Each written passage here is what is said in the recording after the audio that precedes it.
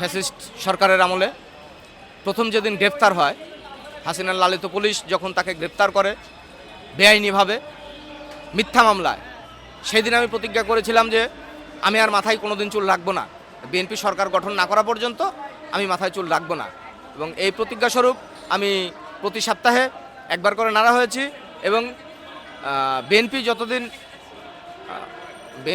যতদিন ক্ষমতায় না আসবে ততদিন আমি রাখবো না। এবং বিএনপি ক্ষমতায় আসার পরে আমি মাথায় চুল রাখি এবং সেই প্রতিজ্ঞা পূরণ হয়।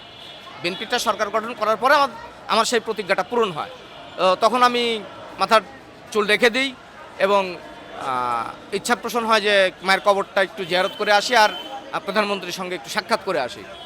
তো কবর জিয়ারত করার জন্যে এসে কবর জিয়ারত করেছি। কবর জিয়ারত করার পরে আমি ওখানে গিয়ে আমার ভিতরে আলাদা একটা অনুভূতি তৈরি হলো যে আমি যে চুল রাখলাম, আমি চুলটা কাকে দেখাবো।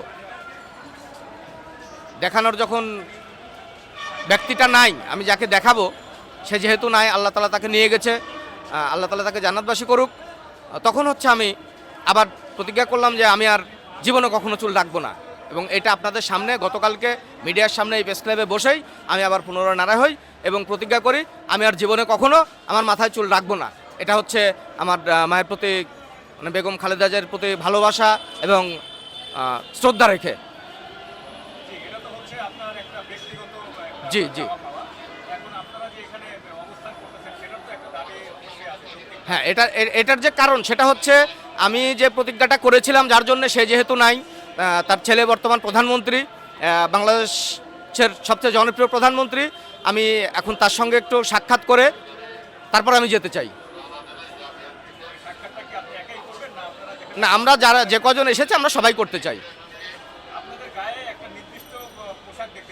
জি,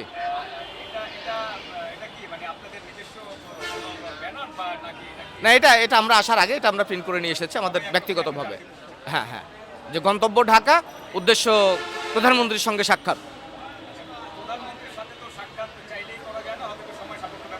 হ্যাঁ, এটা অবশ্যই এই জন্য আপনাদের সহযোগিতা কামনা করছি।